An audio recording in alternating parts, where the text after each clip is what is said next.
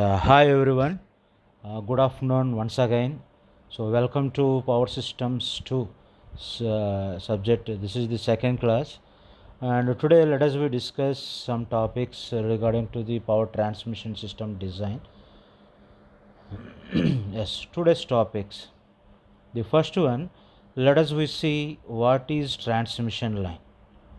Next, what is distribution line? Because we have transmission line is there and distribution line is there. Yes, we have the both lines. So first we should know which one is called as the transmission line and which one is called as the distribution line, like that.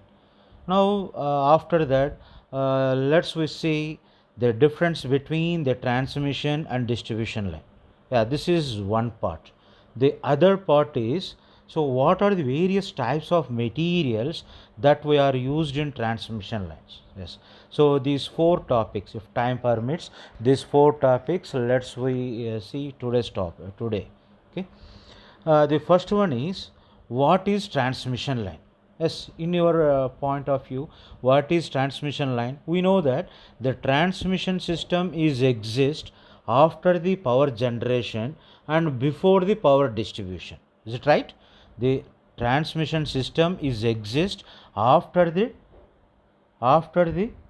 power generation and before the power distribution. Yes, therefore, here the transmission lines are very high voltage lines that carries the electricity from power plant to the substation. From it is further distributed to various areas for different purposes. This is transmission line. The transmission line indicates the line which exists, that is, which is high voltage line that exists between the power plant and substation. Power plant and substation. So that is called the transmission line. Yes. Next, what do you mean by distribution line? The distribution line, in the sense, distribution line is low voltage line that carry the electricity from substation to the end users for that is the domestic purpose and commercial use.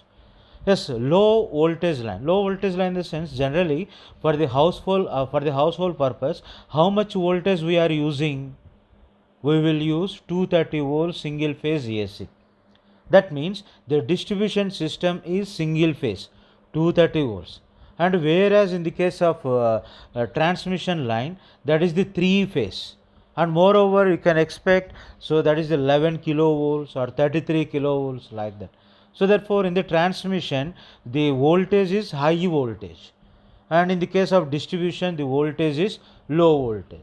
So similarly, so here I have some differences between a transmission line and distribution line. Let me show this one to you. The transmission line helps in the movement of electricity from a power plant or power station to the various substation. This is about transmission line. And distribution line carries electricity from the substation to the consumer's end, that is, to the residential and commercial customers. That means what you can say, the transmission line, this is the first of indicates, that is the definition of the transmission line, and second of indicates the definition of the distribution line. Yes, the definition of the distribution line. Okay. Next, what are the differences? That is the second point.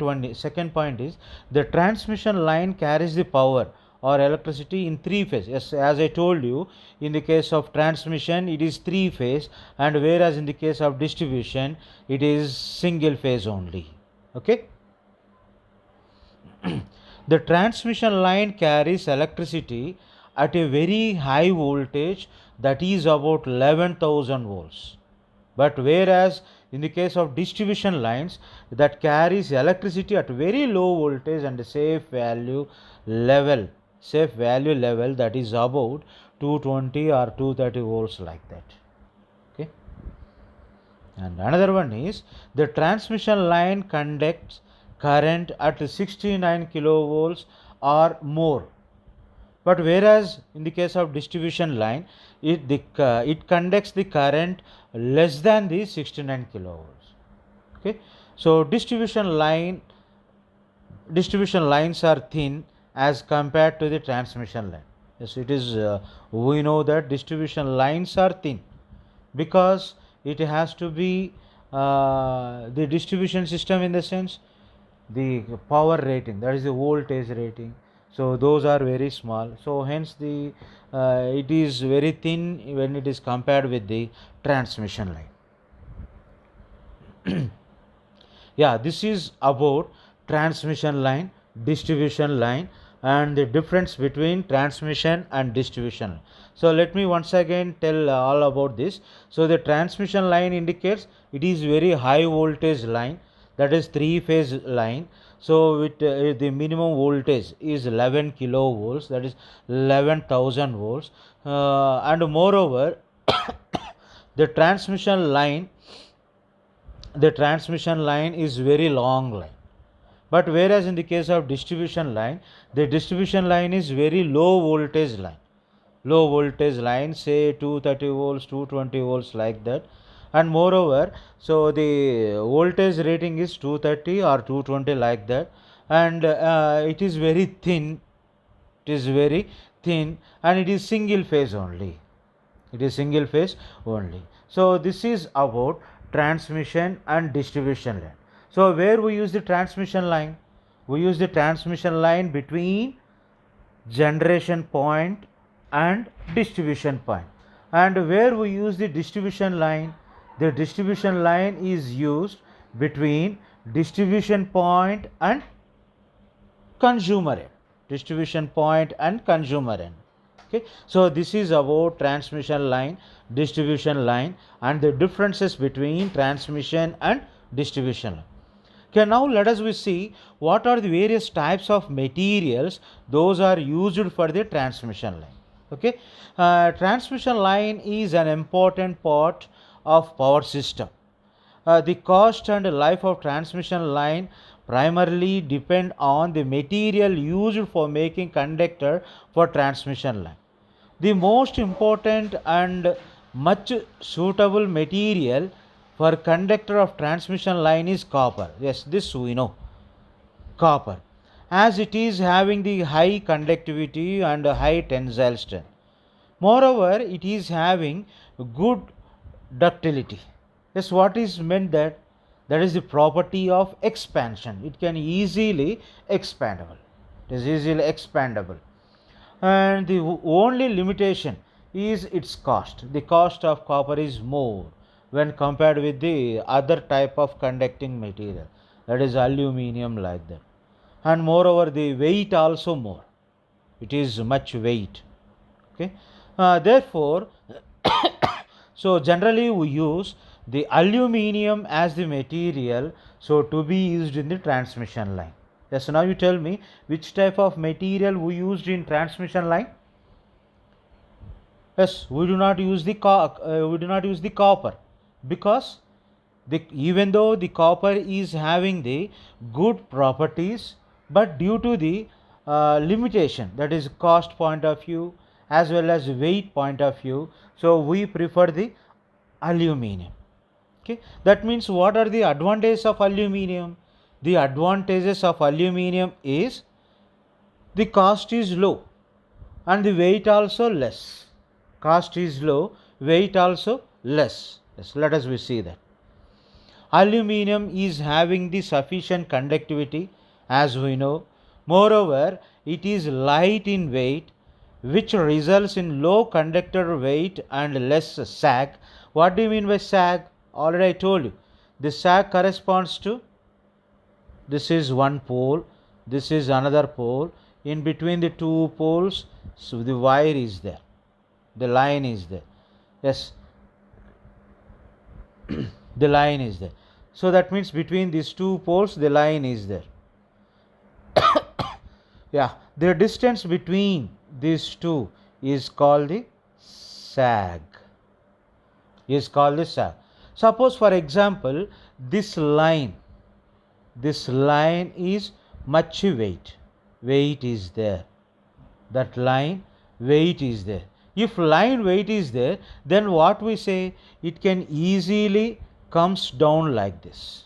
It will easily comes down like this. If suppose that line is weightless, that line is weightless like this. If the line is weightless, then it will be like this. This is weightless line, and here it is weight line, weightless line, and this is weight line. So therefore, if weightless line is there, then sag is low. If weight line is there, then sag is more.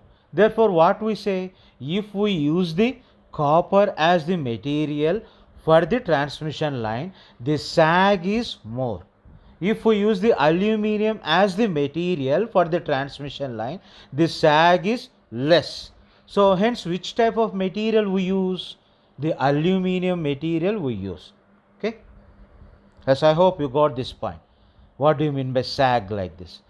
Yes, the only limitation is its low tensile strength. Yes, tensile strength is low for the this one. Yes, what is that called?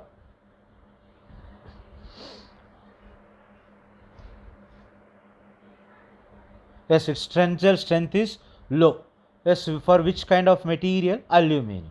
So in order to overcome this limitation, the steel core is used for increasing the tensile strength of aluminum conductor, such as ACSR. ACSR stands for aluminum conductor steel reinforced. Yes, I will tell you how ACSR conductor is later, next slides.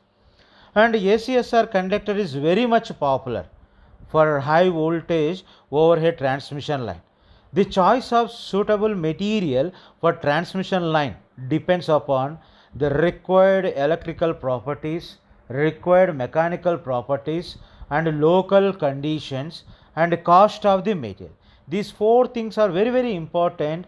So while you are choosing the material for the transmission line. Okay. So now what are the important properties required? In the sense, the first one is highest conductivity. High conductivity is required because the conductivity is less in the sense, the power plant cannot be effectively connected to the distribution, because in between these two we have the low conductivity material. Next, high tensile strength is required because we need to construct the lines from this end to this end like this. The distance is in terms of the kilometers. If suppose the for such long distance, if it is not having the tensile strength in the sense, at any time, so this wire may be break. That wire may be damaged or break down. So in order to avoid that, so before we choosing the material, so we should check that the material must and have the high tensile strength. And the next one is low weight, less weight. As I already told you why less weight is required. If high weight is there, then what happen? The sag is increased. If light weight is there, then what happen? The sag is decreased. In order to have the low sag, so here we always prefer the lightweight material for the transmission line. The high resistance to corrosion in weather condition, because it should not be corroded for weather condition, because the weather is changed as per the seasons. So during the rainy seasons, during the winter seasons, during the summer, so it should not be changed much. Okay. High thermal stability, because during the summer, so it may be subjected to the thermal effects. So hence it must have the high thermal stability and low coefficient of thermal expansion. So it should not be expand for over temperature. The most important thing, what is that? Cost must be low. Yeah. So if you ask any electrical engineer, so if any question came, what are the advantages of any system, in the sense they used to say low cost, robust in size, high efficiency, low regulation, like that. So here also the same thing is required for the transmission line. Okay. Next, what are the materials commonly used for the conductor in the as the conductor, in the sense copper, aluminum, steel core, aluminum, galvanized steel, cadmium, copper, all conductors used for OHTL. OHTL stands for overhead transmission line. Yes, OHTL stands for overhead transmission line, are preferably stranded in order to increase the flexibility. So here this term is very very important. Yes, what is this? It is not standard, it is stranded. Stranded. Yes, I will focus here. Yes, why stranded conductor, stranded materials are required? Let us see why, in the sense. Yes, why stranded conductor? Suppose, for example, I want to construct the transmission line, that is between the 2 points, like this, with single wire. With a single wire. Okay, now you expect what is the tensile strength of the line. Individually it is good. Individually it is good. Suppose, for example, in between the two poles, the same wire is twisted with many number of wires, like this, in opposite direction, same direction, like this. That means its diameter is increased, like this. Okay, now you let me know what is the tensile strength of this wire. Yeah, in the first case I have only single wire. In the second case I have bundled the wire. That is some bundle of wires I have taken. Now what is the difference between these two? The first two wire, that is the first case, the single wire is also called solid wire. Single wire is also called solid wire. Such solid wire can be very much useful when the cross sectional area is very small, and such solid wires are used. If we use such solid wires for larger cross section and longer spans, then what happen? The single wire I use it for the long duration, then what happen? It may be breakdown. It may be breakdown. So in order to avoid this, so here we are taking the bunch of materials. Yeah, bunch of wires. So that bunch of wires are taken, considered as the stranded conductors. It is not standard, it is stranded conductors. And solid wire, in the sense single wire. Single wire is named as the solid wire. Bunch of wires are named as the stranded conductors. Solid wires are only used when area of cross section is very small. If solid wires are used for larger cross section and longer spans, continuous vibrations and swingings would produce mechanical fatigue. Mechanical fatigue, and they would fracture at the points of support. Okay, therefore we do not use the solid wires for the transmission. So hence we use the stranded conductor. Yes, so how the stranded conductor? Just you see, this is the stranded conductor.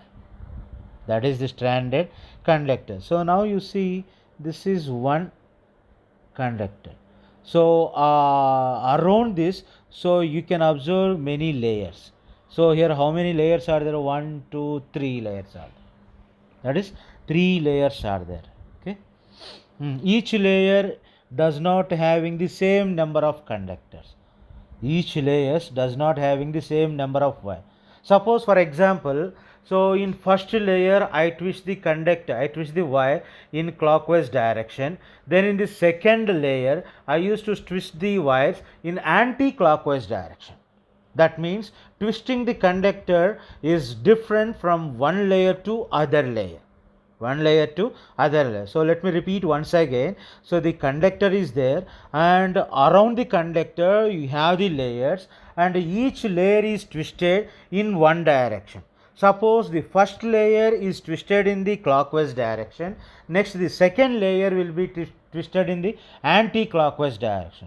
And I will give one formula also. how to take, how many number of wires has to be taken for each layer like that. The stranded conductors are made up of multiple small strands which group together to make up a single conductor. It is more flexible than a solid conductor but less durable. Yes, but it is less durable. Okay, now here you are observing the stranded conductor. This entire thing is called as the stranded conductor. Yes, this entire thing is known as the stranded conductor. Yes, that means what you can observe here, aluminum strands are there and steel strands are there. As shown in above, figure above, at the center of stranded conductor, we are using the steel conductor which provided the high tensile strength to the conductor. In the outer layer of stranded conductor, we use aluminum conductors, so which provides the conductivity to the stranded conductors. Do you got this point? Yes, the outer aluminum strands, the center steel strands. A steel strand is used for the tensile strength, to provide high tensile strength to the conductor. We are using the aluminum conductor which provide the conductivity to the stranded conductors. Next, let me give some more information about the standard conductor. The standard conductor is having sufficient flexibility, so which makes standard conductor suitable to be coiled easily to transport it over long distance. Okay, for a standard conductor of same cross sectional area, the flexibility of conductor increases with increased number of strands in the conductor. That means if the number of layers are increased, then the flexibility is also increased. And the next one is, the stranded conductor is formed by twisting the strands together in the layers. The strands of each layer are laid in the helical fashion over the preceding layer. This process is called stranding. That process is called strand. That is, the strands of each layer are laid in helical fashion over the preceding layer. So this process is called stranding. Generally, in successive layer, the stranding is done in opposite direction, as I told you, to the preceding layer. That means the first layer is stranded in the clockwise direction, then the second layer is stranded in the anti-clockwise direction, like that. So it is alternate in this fashion. Yes. This mean, if the strands of one layer are twisted in clockwise direction, the strands of next layer will be twisted in anti-clockwise direction, and so on. X is number of layers in the conductor. So let us we assume x, small x is the number of layers in the conductor. Yes, generally the total number of strands in any conductor is given by the formula, that is capital N is equal to 3x square minus 3x plus 1. Yes, now what is x?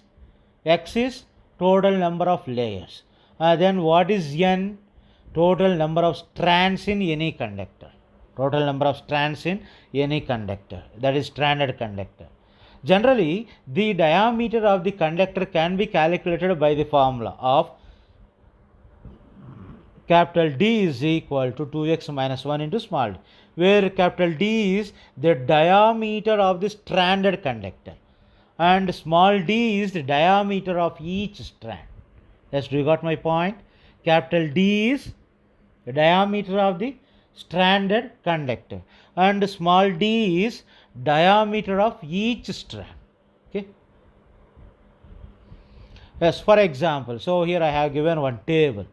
Suppose the number of layers are 1. Then how many number of strands are required? 1.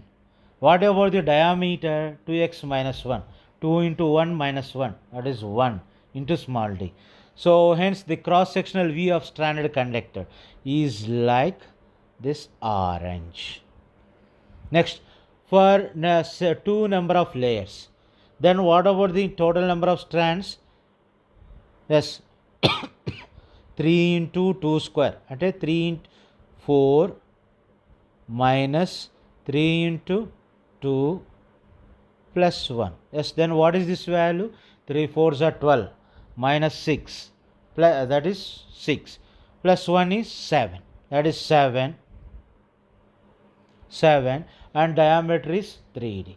So we can expect the cross sectional view like this. And similarly for 3 layers, 19 number of strands, diameter is 5 times of individual diameter of the each strand. Then how the cross sectional view of stranded conductor, in the sense it is like that. For 4 layers, for 5 layers, it is as shown in figure. Okay. This is about stranded conductors and how we can make the strands, all these things.